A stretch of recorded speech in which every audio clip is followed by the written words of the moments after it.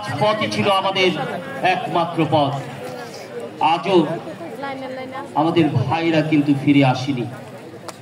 আজও আমাদের মা তার সন্তানকে ফিরে পায়নি। সেই জন্য আমরা থেমে নেই, আমরা থেমে থাকবো না, আমরা থামবো না। আজকে 10ই ডিসেম্বর আন্তর্জাতিক মানবাধিকার দিবস।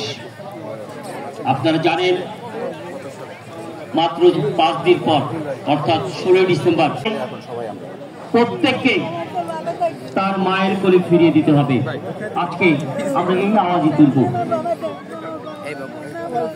24-এর গণ অভ্যুত্থানে যারা শহীদ হয়েছে সেই মাদেরকে, তাদের সন্তানদেরকে ভাই আমার চারের ধরেন ক্যামেরা আসলে তুলবে তুলবে হ্যাঁ যেগুলো বলবে তুলবে তো তুলবে এটা দাম তো ঠিক না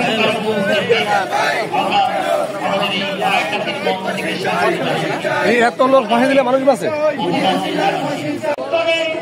নির্যাতন, নিপীড়ন, হত্যার শিকার যারা হয়েছে, যাদেরকে ক্রস ফায়ারে হত্যা করা হয়েছে, যাদেরকে তুলে নিয়ে গুম করা হয়েছে, তাদের পরিবারের সদস্য এবং যারা গুম থেকে ফেরত এসেছে তারাও আজকে এই মঞ্চ থেকে কথা বলবেন।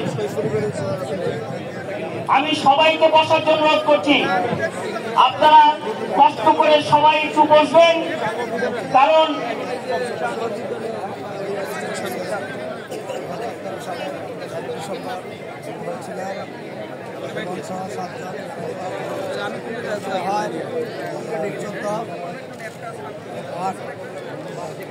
সংগ্রামী বন্ধুরা আমার, আজকে এই সমাবেশ একটি ঐতিহাসিক দলিল।